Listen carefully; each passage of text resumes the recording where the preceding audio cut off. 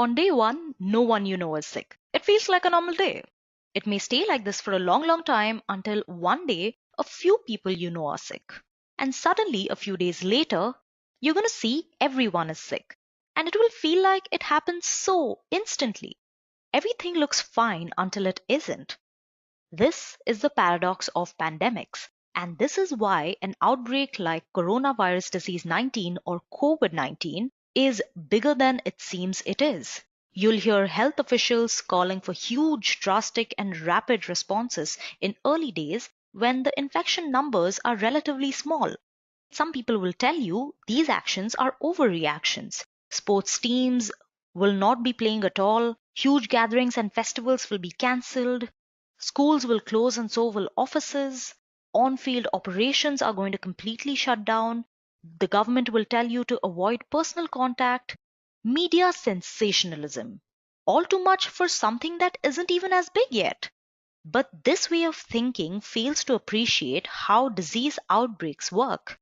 It was never really fine to begin with, but we don't notice until it's very, very late. Hi, all. I welcome you to this machine learning session on the spread of COVID-19. In this session, we are going to be building a machine learning model using Python to discuss the spread of the coronavirus as well as certain steps taken by governments of countries such as India, China, South Korea, and Italy. It is all in theory. We are not claiming the accuracy of the entire model or what we are saying. We are just going to discuss about the inferences we can draw through the numbers, through the data that we have acquired. Before we begin, let's discuss our agenda for today. We're going to start out by introducing you a little bit to the spread of the coronavirus disease of 2019. And then we're going to move on straight to our Colab notebook, and we are going to execute an entire machine learning model discussing the outbreak, its impact on different countries, where does India stand in this outbreak, and finally discuss a few solutions. With that, we come to the end of our agenda. Now, the main objective of this particular video is to step into the shoes of a data scientist for an hour or two and understand how will they approach all this ever expanding scope of data that we are being exposed to. Now, as a data scientist, there are two parts of your job. One of them entails you getting your hands dirty, being aware of your surroundings, being aware of where your data is coming from. And the other part is the jazzy part of your job, not so dirty part of your job. And this is what people think about a data scientist when they say that the job of a data scientist is the sexiest job of the 21st century. Now, when something like the COVID-19 or the coronavirus is on the spread, it basically goes through 4 stages. First is the import stage of the disease, followed by the contact stage of the disease, which is where the disease starts to spread. Stage 3 is a community transmission. And finally, the entire thing is declared as a pandemic. And this is how a pandemic progresses from an import to a global pandemic. So basically, what I'm trying to say is the outbreak of coronavirus is obviously developing into a major international crisis, and it's lending to influence the most important aspects of our daily lives. For example, in most of the major cities in India, places where community gatherings occur have been shut down, like malls, cinema theaters, pubs, so on and so forth.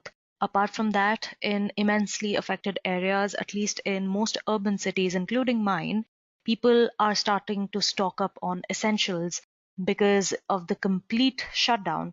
Grocery shops are open for a limited number of hours a day. For example, I have stocked up for an entire month. I know people who have stocked up for 2 or 3 months. And finally, the travel ban. India has banned global travel of Indians. Corporate travel has been immensely reduced and flight fares hence have dropped. On the 22nd of March, India reported its 4th death with 325 total confirmed cases due to COVID-19. A few fresh cases from certain states such as Gujarat, Madhya Pradesh, West Bengal, and Odisha, and had been reported by the Union Ministry of Health and Family Welfare. Now, the objective of this case study is to come up with a strong machine learning model which predicts how the virus could spread across different countries and regions.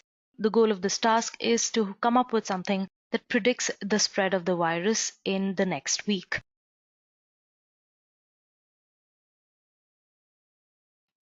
So let's move on with our model. So this is what the model looks like. It has been written in Jupyter and it's been executed using 𝐄𝐝𝐿ab. All of the data sets that I'm using, I'm going to leave in the description box below so you can access it whenever you want. So here is our problem statement. Let me read this out quickly. Now it's the 25th of March and India has reported its 9th death with 562 total confirmed cases due to COVID-19. Fresh cases from Manipur, Bihar, Gujarat, and Madhya Pradesh have been reported by the Union Ministry of Health and Family Welfare. As the coronavirus outbreak continues to spread in this country, the question that we are all trying to answer is that will India be able to tackle this pandemic, or are we going to witness another case like Italy, South Korea, or Wuhan?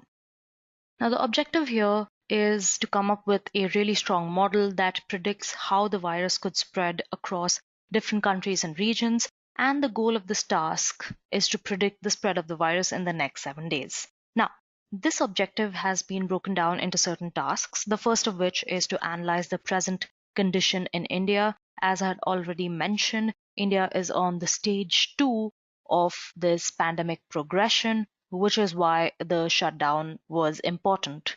Second, we have to find out similarities and differences between the trend in India and the trends during the same stages in Italy, South Korea, and Wuhan. We also have to explore worldwide data and keep ourselves updated. The data sets we have today are updated up to the 25th of March, which is 3 days old. And finally, we have to forecast the worldwide coronavirus disease of 2019 cases using Prophet. Now to begin, we are going to be importing a few required libraries. The first one is Pandas, which is the library that we need if we are working with tabular datasets. Obviously, as you can see on the left, all our datasets are either Excel files or CSV files, which are all forms of tabular spreadsheets. Hence, we need Pandas to manipulate and analyze such data. Apart from that, we are also going to be importing certain visualization libraries. We have Matplotlib, which is the most basic visualization library. And apart from that, we have Seaborn, which is slightly more advanced, and Plotly, which is the most advanced of them all. And Folium, which helps us populate maps and geographical data. Now, some of you might wonder, what is this inline command? Let me tell you, this is nothing but a command which instructs Python to not produce your visualizations in a separate window, but to do it in the same window. All of these libraries are originally there in your ROM. By importing all of these, you're basically instructing your system to import these libraries to your RAM. Next, we are manipulating the default plot size of your visualizations and finally disabling a few warnings. Now I can go ahead to runtime and run all of these cells together by using the run all option or simultaneously pressing on Control and F9. But because I have to explain to you along the way, I'm going to run this model cell by cell. So I'm just going to run the current cell, which will give the instruction to the Python interpreter to run this single cell. With that, let's move on to part 1, which is analyzing the present condition in India.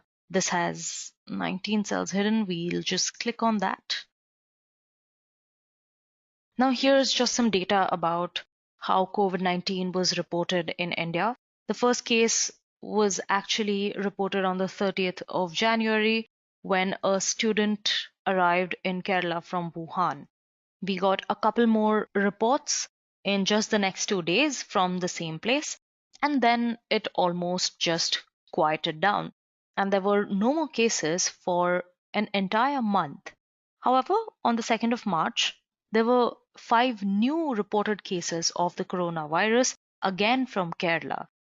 Since then, the cases have been on the rise and all the other states have been affected to some degree by this virus. In front of you is a brief timeline of the cases that have occurred in India so far. As you can see, the first case happened on the 30th of Jan. By the time it was 2nd of March, we had a total of 6 cases. In 2 more days, the cases went up to 32 and then to 50, 77, and currently we have crossed 550 cases. Now, this is the problem with a pandemic. Everything is fine until it's not. And because the rise of a pandemic is always exponential, we think of the problem as very minute till it reaches a significant stage, and then the increase is extremely quick. Now, there is a silly little riddle that you might have heard as a child about the germ and the slide. Or for some of you, it might also be the lily pad and the pond problem. But since I've heard it as the germ on the slide, I'm just going to put it up that way. So basically, the riddle goes like this. Now, there is a germ on the slide which has the property of replicating every day. So on day 1, if there is 1 germ, on day 2, there are 2.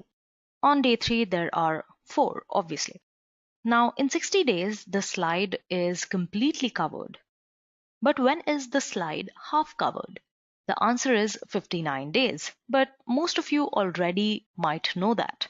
But have you ever wondered, when do the germs cover merely 1% of the slide? It would shock you to know that the day does not come until the 54th day, which means it goes from a mere 1% to 100% in less than 7 days. And this is called exponential growth. The growth of pandemics is kind of like this. It grows extremely fast once it's reached a significant point, and before that, it's almost unnoticeable. Now, this obviously can't go on forever. This virus cannot infect everybody because eventually it will stop finding people that it can infect. And hence, after a sharp uprise, the growth is going to slow down. Such a curve is known as a sigmoid. This is called logistic growth. And the curve you see in front of you is known as a sigmoid. Now, every point on the sigmoid is going to tell us the number of cases for a given day. But if you find out the slope at any given point of this sigmoid, it is going to show you how many new cases are there on a daily basis. And it makes a lot of sense, right? Right in the beginning, you don't have that many cases. Then suddenly you have a lot of cases for a given amount of time. And in the end, it all flattens out and cases reduce. And if you've taken calculus in your higher classes, you'd know that by taking the slopes of the curve, you're going to come up with something like this, which is what every government is worried about. This might overwhelm our healthcare system, which is the amount of resources that we have to save the number of people. All we have to do is flatten the curve so we can delay this entire process of the spread of the pandemic, and we can bring the curve of the spread of the disease below the resources line to cause minimum number of deaths. And the only way we can do that is by reducing community transmission, which brings me to my next cell. The recent COVID-19 cases in India and the Prime Minister's speech on the 24th of March. Now, most of you might be aware of this. Like a lot of countries, the Indian government declared a 3-week nationwide lockdown starting midnight Tuesday, explaining that it was the only way of breaking the COVID-19 infection cycle. The citizens were told to stay inside of their homes for 21 days to reduce the transfer of this virus. And the government also issued a notification that said all essential services will remain open and crucial commodities and medicines would be available. so as to stop people from panic buying and overcrowding shops at that one night. Banks, ATMs, petrol stations, hospitals, and grocery shops will continue to function. However, all transport services, air, rail, and roadways will be suspended until the 14th of April. Now, the next thing we're going to do is that we are going to be reading the data sets. Okay. So first we are going to read our Excel file and create a data frame using pandas. Remember, I had told you if it's got anything to do with tabular data, we are going to be using pandas. And if you have a doubt on where we have procured this data from, all of the data sets have been taken from the government official website, and the time series data sets have been scraped from Johns Hopkins University's updated Git. So what I'm going to do is I'm going to be reading the data sets and creating a data frame. All right. And now you have the name of the state, total confirmed cases of Indian nationals, total confirmed cases of foreign nationals, and people who have recovered, and death cases. Next, again, we are going to read another Excel sheet which has the Indian coordinates. Again, you can procure the latitude and longitude of all the cities. It has been recorded, put in a spreadsheet, and you can get it from the government official website. And by running the cell, what we're going to do is we're going to find out the daily progression of the cases in India as compared to the same in Italy, Korea, and Wuhan. Now, this module is divided into several subsections, and the first of them is focused on understanding where we are right now. What is the situation in our country and what is the situation globally right now? Yes. So currently, we have the total number of confirmed cases of Indian nationals and foreign nationals, and the number cases of recoveries and deaths. Now what we are going to do is we are going to find out the total number of cases that have been confirmed with the Indian nationals and foreign nationals combined as statistic. So I'm just going to run this. Okay, so here you have the answer. The total number of confirmed cases in India as of 22nd March 2020 was 562 cases. And then finally, we are going to highlight our data frame using a gradient background, as you can see right here. All right. Now, what do we get to know? Obviously, you can realize that the darker the red is in each of these cells, the more the number of fatalities are. That is one thing. We can also see that Kerala has the largest number of confirmed cases with 109 cases, immediately followed by Maharashtra at 101 and Karnataka at 41. The least number of cases is in Chhattisgarh.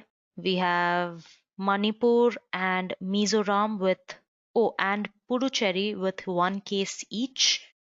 Kerala currently is at 109 cases. However, the number of deaths is still 0. The death count till now is at 9 people as of 25th of March 2020. Moving on. Now look at how easily we have gotten this. All we had to do for the total number of cases was to add all the total number of Indian national cases and the foreign national cases. All you have to do is name the data frame, which in my case is DF. Before this, we did not have an additive measure. Here, along with having an additive measure which gives you a total number of cases, we have also colored each cell according to the fatality rate. And it's honestly not that hard. It's just like one extra line in your code, and that is it. So next, what I'm interested in knowing is the number of cases that have been affected in different states and union territories. Like previously, in our previous table, you can see the total number of cases here, the total number of recoveries and deaths. But right now, what we want to do is we want to look at the number of cases of affected people in states and union territories. So we do not want to know the number of people that have passed away. We do not want to know the number of people that have recovered. We only want to know the number of people that have been hospitalized at the moment. So I'm going to subtract the total number of deaths and cured and only going to pick out the total number of active cases. And then we're going to obviously sum them all and print it separately. Okay. So right now we know that the total number of active cases, subtracting the total number of deaths and the total number of people that have recovered, currently we have 512 active cases in India. Further, what we did was we grouped the states and union territories and we sorted them by the value of their total active cases. So again, as you see, we have Kerala, Maharashtra, and Karnataka as our 1, 2, 3. And this df dot group by, this group by function is basically like your pivot function if you have ever worked with Excel or say Power BI. This is like your pivot function. It turns wide format tables to long format tables. And finally, we added the same gradient background because Kerala has the maximum number of cases. You can see it's a very, very deep red, immediately followed by Maharashtra. Then we have a couple of peaches. And in the end, we have Manipur, Mizoram, Chhattisgarh, and Puducherry, which are completely white.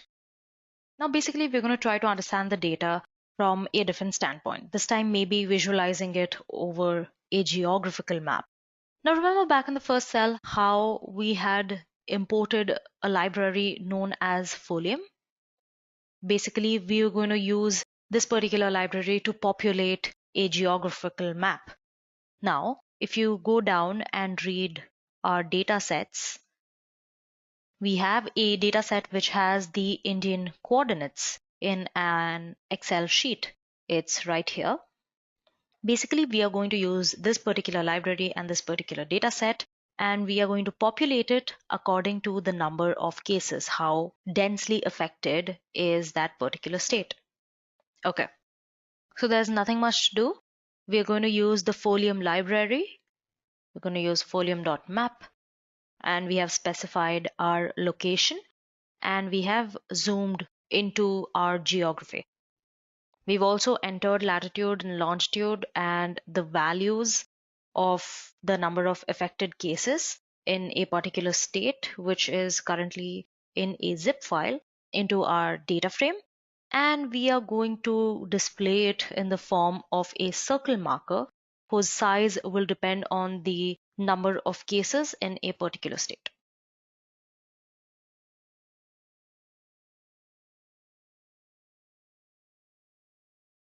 So we have this map where you can see that Maharashtra has a really big circle, so does Kerala, and we have a couple of big circles in the North India as well.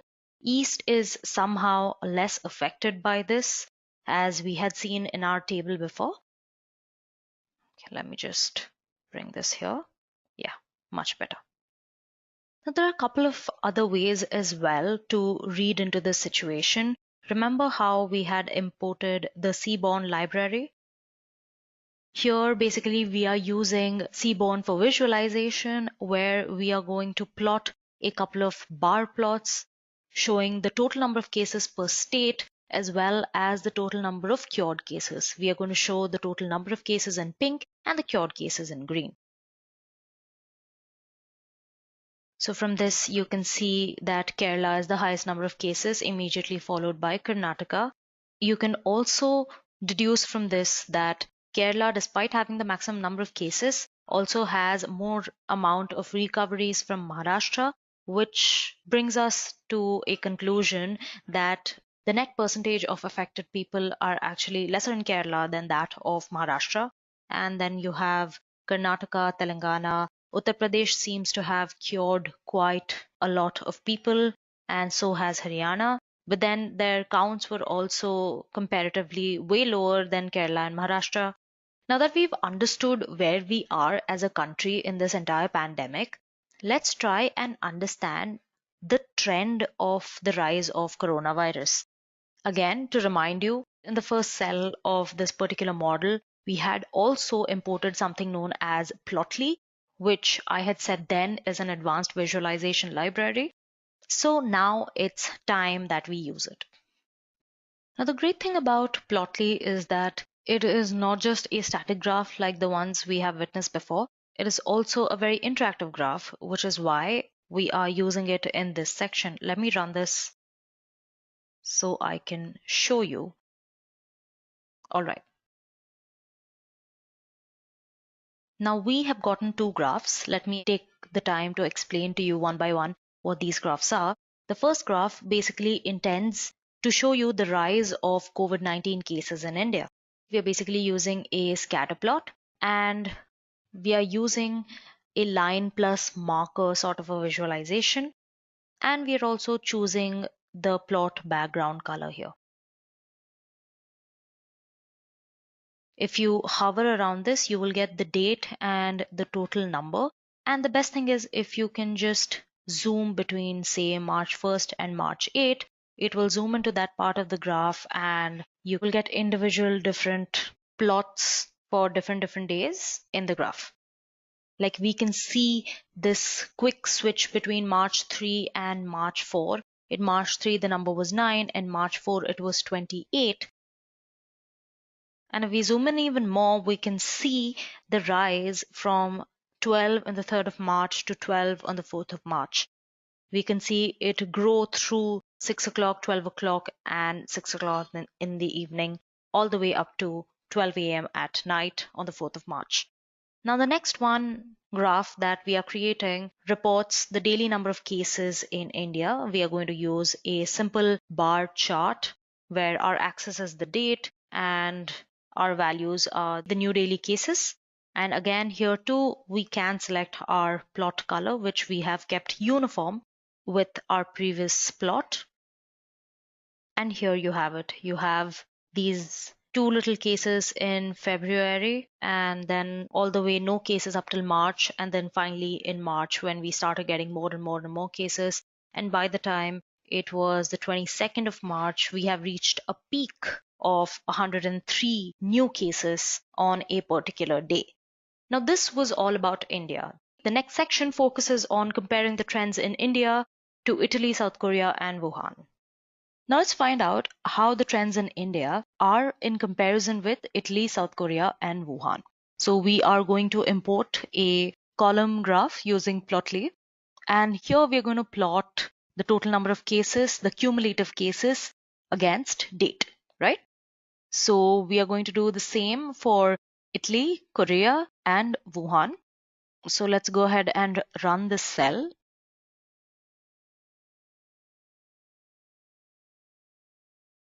Okay. So here are our visualizations.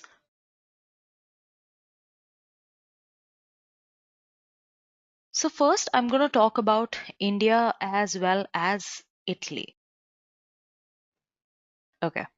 So this is the graph for India. As you can see, it is an exponential graph, which has taken a hit since the 3rd and 4th of March, especially the 4th of March, which we had seen in the graph before.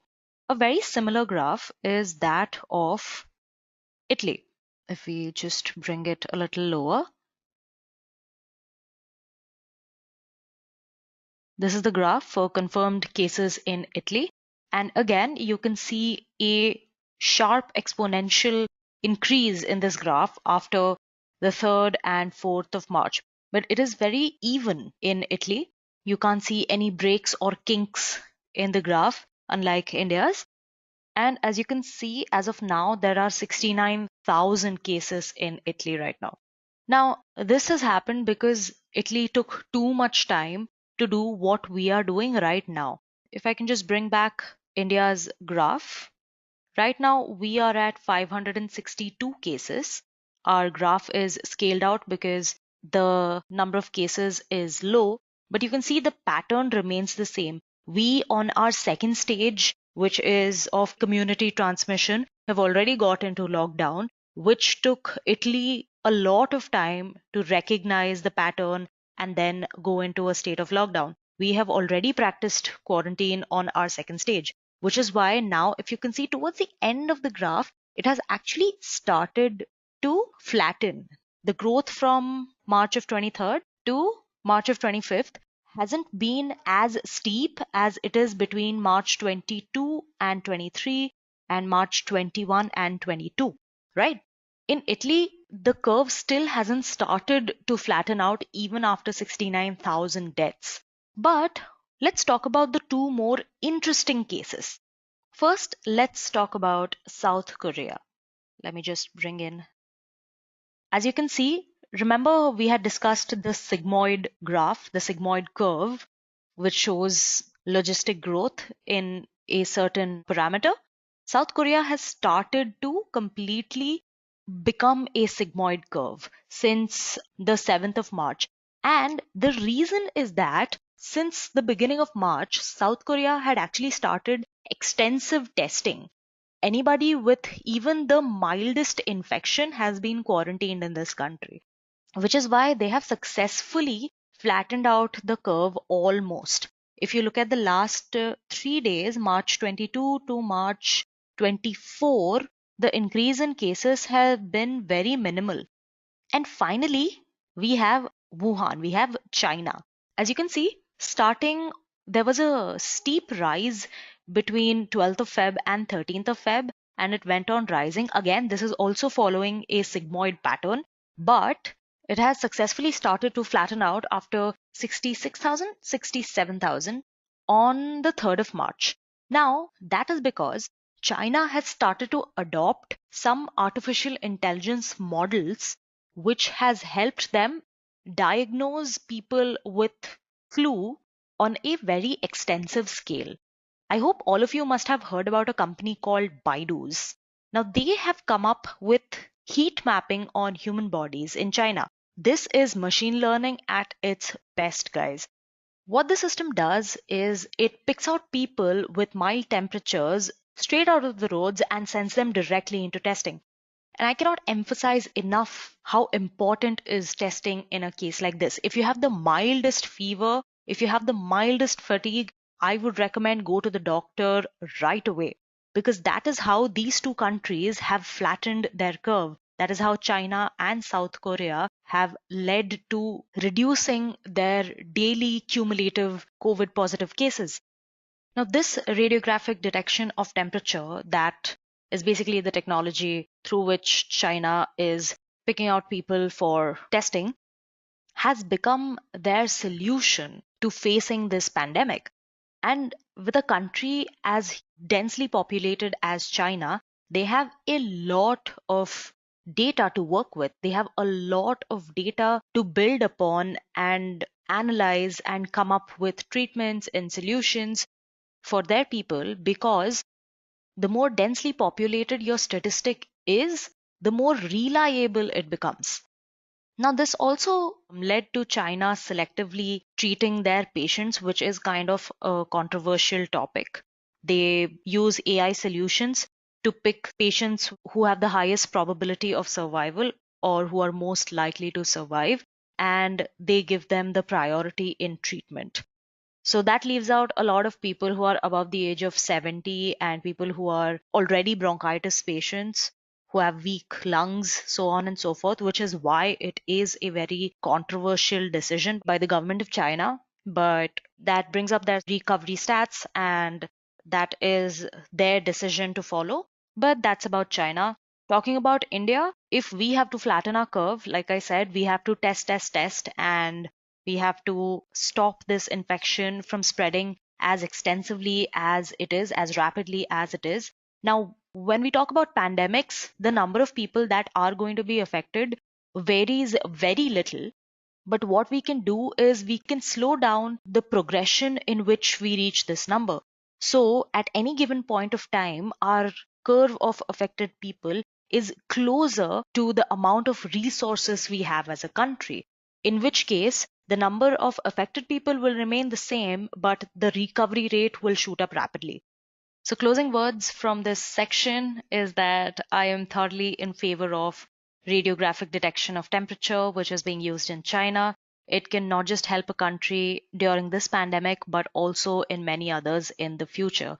As a result, we have recent updates from Wuhan, which suggest that this Tuesday, China decided to lift the 3-month lockdown in the central Hubei province, which was on more than 56 million people, as the bus services began in Wuhan for the first time since the 23rd of January at 5:25 a.m. on Wednesday. And due to the massive improvement in their numbers, they are finally lifting the mass quarantine on Hubei's capital, Wuhan, on a population of over 11 million people.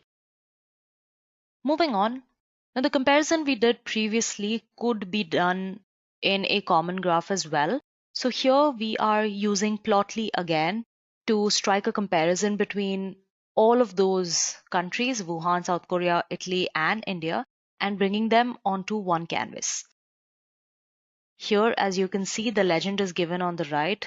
The more number of cumulative cases per day, the bluer your graph becomes. So we have South Korea and Italy up top, and we have India here at the bottom. You can see all the graphs that you saw before, but here you can see them on one canvas. We have the same numbers. We have India at 562. We have Italy at 69,000. We have South Korea at 9,000. And from a comparison point of view, I think this sort of a visualization obviously contributes more than the previous one, because we don't have to scroll up and down and look at each graph individually. We can just look at all of them at the same time. And this is as interactive as your other Plotly graphs have been. So you can zoom into these graphs like so, and zoom out by double clicking on them. Now, as we had looked at the numbers before, currently South Korea is at 9,000, Italy is at 69,000, and India is at only 562. But why is India's statistic so low compared to countries which are much smaller and much sparsely populated than ours? Is it because we have such few cases, or is the reason something else? Let's find out about that in the next section. So here we are going to start looking at the trends of countries after crossing 100 cases. Now, as we all know, the case in China, the progression happened really, really quickly without having a systematic method of recording the progression. So we are not using the data for Wuhan. We are simply going to use the data for South Korea, Italy, and India. So for this particular trend, we are going to go ahead and add this column, which brings up the values for the days after surpassing 100 cases in each of these countries. We have this for Korea, we have this for Italy, and we have this for India as well. So let's run this cell and see. Okay, so now we have this graph. This bold blue line represents India, and then you have South Korea, this green line, and the red line is Italy. So as it shows in the graph, India is actually doing a much better job than Italy and South Korea when it comes to the spread of this pandemic. This graph depicts that in the number of days after the COVID-19 cases has crossed 100, India has the minimum number of cases out of all the three countries. Both Italy and South Korea have crossed the mark of 5,600 in the next 13 days. But is that the actual case? Are we talking about the total number of cases, or is it just the total number of reported cases? This brings me to the next section, where we are going to discuss the theories behind India having such low numbers when it comes to this pandemic. This is a news article I pulled off of the CNN website, and it discusses the fact that India is not testing enough to find out whether the total number of recorded cases is the actual total number of recorded cases or just the reported number of recorded cases. It is headlined very controversially as "Why is a densely populated country with more than 1 billion people testing so little?" Now, one of the theories by experts is that India is testing below scale because of being under-resourced and an uneven public health system, which could be swamped by patients. This further states that India could be buying up time to stock up on testing kits and add isolation and hospital beds. But the official assumption is that the disease has not spread in the community, as early evidence health authorities say 826 samples collected from patients suffering from acute respiratory diseases from 50 government hospitals across India between the 1st and 15th of March tested negative for coronavirus. Additionally, they also state that it's kind of reassuring that at the moment there is no evidence of community outbreak, as a huge spike in the growth of coronavirus in India would do nothing more than create more fear, more paranoia, and more hype on the disease. But this is the case of our resources. According to the data in our government websites, India has 8 doctors per 10,000 people compared to larger numbers in Italy and Korea. The medical resources are bleak, and the poor culture of testing and people not going to doctors can lead to a sudden paranoia, which the government is trying to prevent at the time being. But this is just a theory. I'm just presenting two sides of the same report. If you want to read the same report, we are going to link this model in the description box below. You can click on this link and it's going to open up the report I pulled this snipping from. All right. Now that we've spoken about India, compared it to Italy and Wuhan and South Korea, let's move on and explore worldwide data. So now what we are going to do, we are going to import and explore the impact of this pandemic on the world. For that, we are using 3 separate time series spreadsheets, which you can acquire through the GitHub repository uploaded by Johns Hopkins University, or you could just go down and get it from the link I'm going to leave in the description box below. So we are basically going to read 3 CSV files. One is the confirmed number of cases. The second is the recovered global cases. And the final one is the number of deaths. Here we are doing nothing, but we are just reading the 3 CSV files. And here we are basically renaming columns. And what a head or a tail function does is it's basically going to show you the head or the top 5 results of a certain table.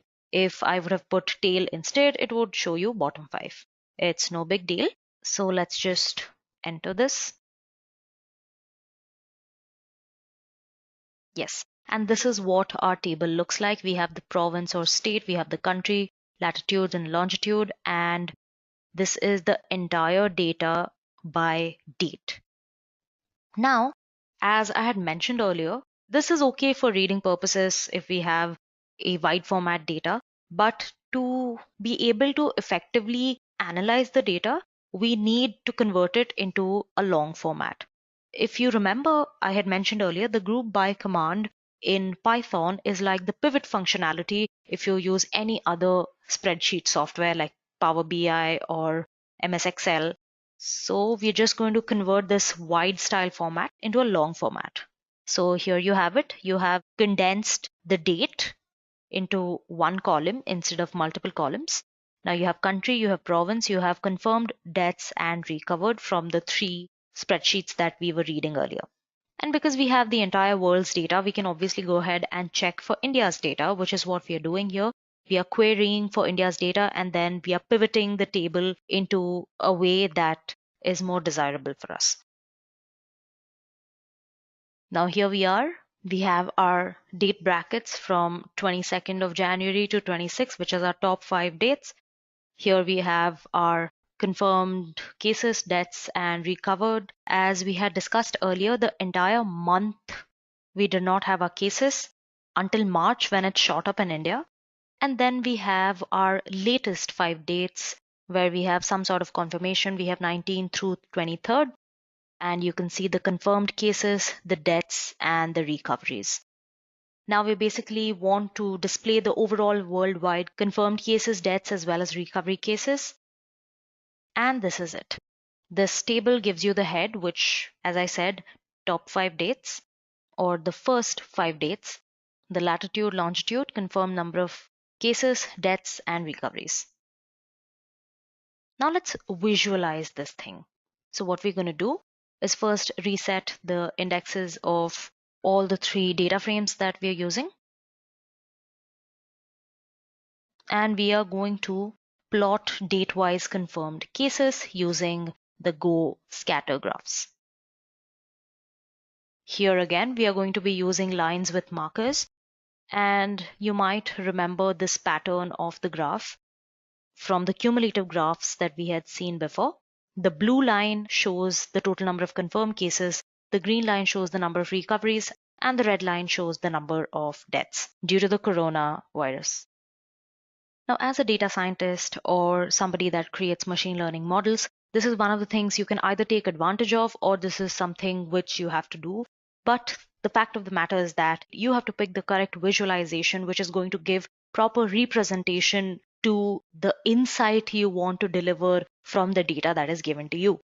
There could be a number of ways to represent a certain piece of data, but you have to decide which are the parts you want to highlight out of that data and which are the parts you do not want to show, which is not important for your audience to see. There are always a couple of ways in which you can deliver an insight that you have drawn from certain numbers. And that is just part and parcel of what comes with being in data science. So as you can see, here there is a dip in Feb 12 and a sudden rise in Feb 13. As a data scientist, these dips and spikes in a perfect curve should make you curious about what happened on that particular day that made this curve askew, or why did the curve go out of the way of being a perfect graph? Now, I did some research on this. The reason there is this kink in this part of the curve is that on the 12th of February, the main body which is responsible for researching about coronavirus came up with a new method of counting patients that have been affected by COVID-19. So on the 13th of February, there was a massive increase in the daily number of cases of people affected by the virus. But then by the end of the day, they realized that was not the proper method of counting the number of fatalities or the number of patients, and hence they switched back to the original method, which is why the graph is smooth then on. But due to the changed method in counting, the cumulative graph is obviously affected, and hence it skews from being the perfect exponential graph that it had set out to be.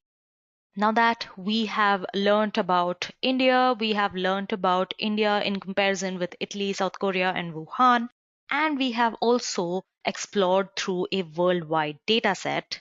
Let's move on to the final part, and honestly, the part I look forward to most in this particular model, which is the forecasting and prediction section. Now, for this, we are going to use an open source software called Profit, which is actually developed and released by Facebook's core data science team. Now, if you want to download it for R or Python, you can easily do so using cran or PyPy. We basically use Profit for forecasting time series based data on an additive model where nonlinear trends are fit with yearly, weekly, and daily seasonality. Now, in my experience, it actually works best with time series that have a really good seasonality to them. But that's the case with any forecasting package that you have. Now, the great part about Profit is that it is robust to missing data and shifts in the trend, and typically really handles outliers in the graph really, really well. For how fast it is in predicting and forecasting, it can be extremely accurate at times. Despite being fully automatic, it is also tunable. And obviously, as I had mentioned before, it is available for both R or Python. For R, you can download it from CRAN, and for Python, you can download it from PyPy. Now, here are a few GitHub references for this part of the code. So let's go ahead and do some forecasting. Well, isn't that what all of you all are here for? So we are first going to start out by importing Profit into our RAM. Then we are also going to pivot our data frames as we had done earlier. Now basically, when we are using Profit, we only need to give in two inputs, which are like two columns. The DS is the date stamp column, ideally in the format of year, month, and date, or year, month, date, and then hour, minute, second. sort of a format, and the Y column is the values column, which must be a numeric measurement, which needs to be a numeric measurement which we wish to forecast. So now that we've done that, here, the two columns are DS and Y, date stamp and values. And this is for the confirmed data set that we have. So let's run this. And we have also chosen to show the tail of that data set. So we are getting the bottom 5 values. We are getting values of March 19 through 23rd. And this is the value that we have as of now. Now what we want to do is that we want to generate a forecast for a week ahead of confirmed cases of this new coronavirus using Prophet. Now, most of you might wonder what this interval width is. If you've taken AP statistics in high school or college, you would know that interval width is actually confidence. This is either given by decimal or it can be represented in percentage. What 0.95 or 95% actually means that there is still scope for 5% error or 0.05 error, which means we are 95% sure that our forecast will be correct. So this is basically we are fitting our graph into our view and we are doing a forecast for a period of 7 days. And again, we are going to show the tail of the table because we need the latest values or the values at the bottom. And here we have it. We have our timestamps from 26th of March to the 30th of March. This method is basically assigning a predicted value in the future to a row which it names as Y hat. If you're going to pass previous dates or historical dates, it's going to provide you with an in-sample fit. The object of forecast here is basically a new data frame, which includes the column Y hat with a forecast as well as the columns for components and uncertainty intervals. As we had said, we are only 95% sure that this is going to be the correct forecast. And if you look up, we have been given an info about disabling our yearly seasonality. And yes, because coronavirus does not have any seasonality. Hence, we have put in no seasonality in this forecast whatsoever. Next, we are basically trying to find out a range within which the prediction is going to occur. Yes, we have predicted numbers, but it obviously can't be right on spot every single time. So we are going to try to put it within a range with an upper limit and lower limit. So at least the value does not deflect so much that it's basically we are setting up a tolerance for our forecast. So here you can see the value that has been predicted, which is Y hat. Here is the lower limit, which we are predicting as low as the number can go. And here is an upper limit, which means it's only as high as the number can go. The tolerance lies between Y hat lower and Y hat upper. Now we are going to plot this forecast by calling the Prophet.plot method. We're going to pass it our forecast future data frame. And this is our graph. As you can see, it goes beyond 24th. And this is the week zoomed in. We have Sunday through Saturday, knowing that our number is going to start real high. Now you can see there's a huge dip in Wednesday. And that makes a lot of sense because there was a huge dip in the number of cases in China that particular day, which, as we all have realized through the model that we've been creating, has been a huge contributor to populating the affected crowd. And then it has grown up naturally. Now, another thing happened that Tuesday, which was the Janta curfew or the lockdown on the 22nd of March. Why do you think it was? Our Prime Minister announced a Janta curfew on Sunday, and from the 24th of March, there was a complete lockdown in the entire country. There was going to be no scheduled international commercial travel, and all the international flights had been called off. Luckily, all of that was for our own good, and it has greatly contributed to curb the situation of this virus in our country. But what do you guys think? Leave your answers in the comment section below, and we'd be happy to reply to you. Now, moving on, let's try and forecast the worldwide deaths using the same base model.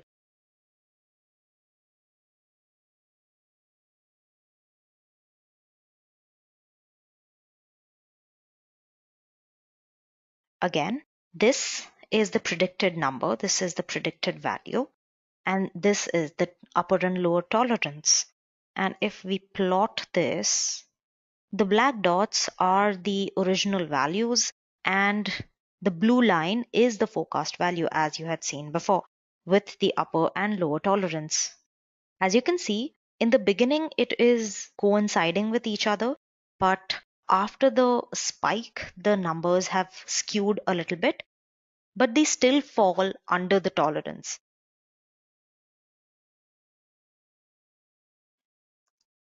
Now, according to this forecast, the number of deaths again come down from Tuesday through Thursday, and that is obviously because the number of confirmed cases is predicted to come down between those 3 days. So at least one thing we can take away from this is that all of these graphs are consistent with each other. And now finally, the recovered cases. So I'm going to do the same thing. I'm going to run all of these cells and they're going to come up with date stamps. And again, we have quite a recovery out there. And this, out of everything, has the most coinciding graph, as we can see. Like even in the exponential increase of the predicted cases and actual cases, there is amazing cohesiveness. And as you can see, the recovery cases are most in Sunday and Monday, obviously because most number of identified cases according to our model are also on Sunday and Monday. Tuesday, Wednesday, and Thursday, right till Friday, take a hit because obviously there are no cases between these 3 days. So, who are doctors going to recover for these 3 days? Friday, it has hit rock bottom and it rises on Saturday again. Now, moving on to answer the most important question, which we had set out to find the answer to through this entire exercise. Will India become the next Italy, South Korea, or Wuhan? The answer, according to this model, is yes, most certainly. If you look at the world's data and its forecast, you can say that our country might face one of its worst days unless and until we do something which quickly and strictly curbs the spread of this disease. This lockdown is just one of those many steps that we could take as a country. The pattern of rise of the spread of virus is exactly mimicking how it went up in Italy and South Korea. So a short request to all of you is that the moment you figure out symptoms in yourself, go ahead and test. Do not take your cough and cold lightly. This could be absolutely fatal to your health, especially if you are late middle aged or you know somebody who is an elderly person. Take them immediately to your nearest doctor or nursing home. You can already look at the number of cases rising in other parts of the world. So please take a lesson from there. We still are in the second stage of progression of this pandemic.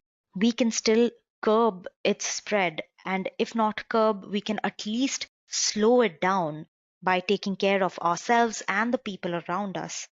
Remember, the reason the number of cases in India are lower than these other countries is partly because the low number of reported cases in our country. Currently, we are an exponential contributor to the affected population of the world as well. Yes, the fatality has been predicted to be only 2% of the affected crowd, but the forecasted crowd to be affected by COVID-19 is said to be around 60% of the world's entire population, which means the 2% that we are taking so lightly is nearly 8 crore people.